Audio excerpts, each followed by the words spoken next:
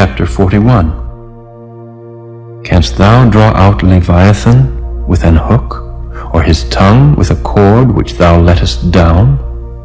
Canst thou put an hook into his nose, or bore his jaw through with a thorn? Will he make many supplications unto thee? Will he speak soft words unto thee? Will he make a covenant with thee? Wilt thou take him for a servant forever?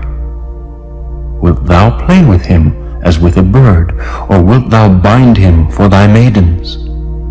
Shall the companions make a banquet of him? Shall they part him among the merchants? Canst thou fill his skin with barbed irons, or his head with fish spears?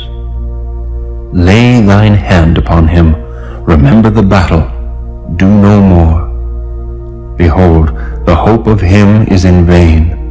Shall not one be cast down even at the sight of him? None is so fierce that dare stir him up. Who then is able to stand before me? Who hath prevented me that I should repay him? Whatsoever is under the whole heaven is mine. I will not conceal his parts, nor his power, nor his comely proportion. Who can discover the face of his garment, or who can come to him with his double bridle? Who can open the doors of his face? His teeth are terrible round about. His scales are his pride, shut up together as with a close seal. One is so near to another that no air can come between them. They are joined one to another. They stick together that they cannot be sundered. By his neesings a light doth shine, and his eyes are like the eyelids of the morning. Out of his mouth go burning lamps, and sparks of fire leap out. Out of his nostrils goeth smoke, as out of a seething pot or cauldron. His breath kindleth coals, and a flame goeth out of his mouth.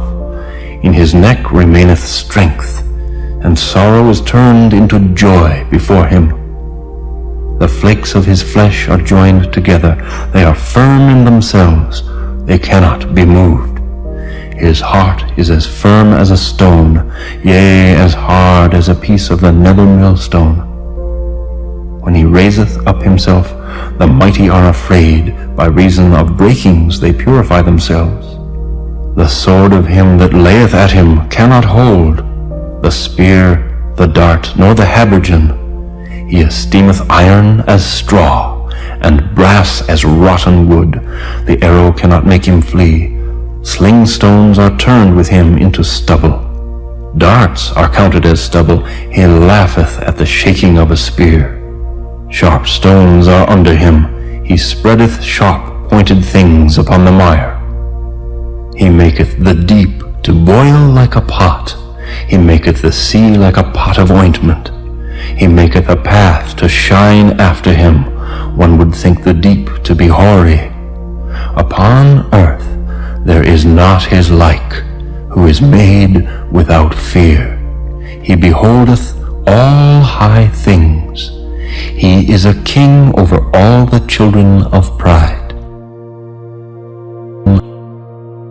Chapter 42.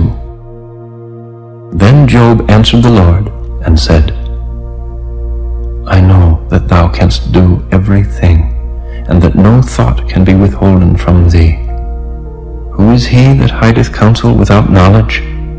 Therefore have I uttered that I understood not, things too wonderful for me, which I knew not. Hear, I beseech thee, and I will speak. I will demand of thee, and declare thou unto me. I have heard of thee by the hearing of the ear, but now mine eye seeth thee.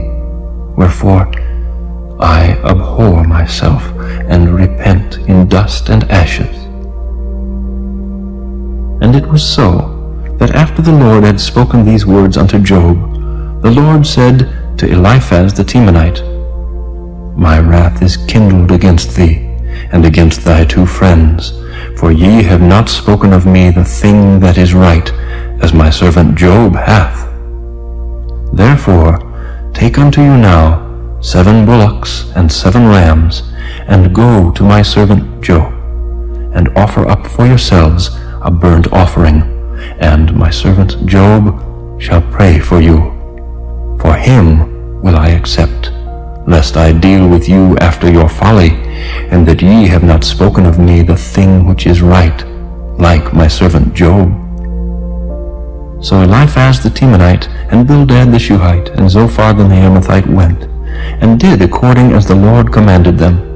The Lord also accepted Job. And the Lord turned the captivity of Job, when he prayed for his friends. Also the Lord gave Job twice as much as he had before. Then came there unto him all his brethren, and all his sisters, and all they that had been of his acquaintance before, and did eat bread with him in his house. And they bemoaned him, and comforted him over all the evil that the Lord had brought upon him. Every man also gave him a piece of money, and every one an earring of gold.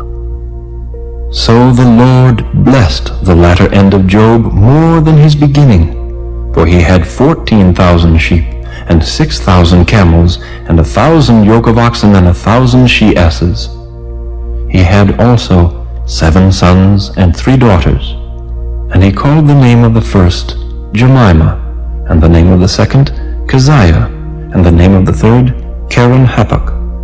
And in all the land were no women found so fair as the daughters of Job, and their father gave them inheritance among their brethren. After this lived Job 140 years, and saw his sons and his sons' sons, even 4 generations. So Job died, being old and full of days.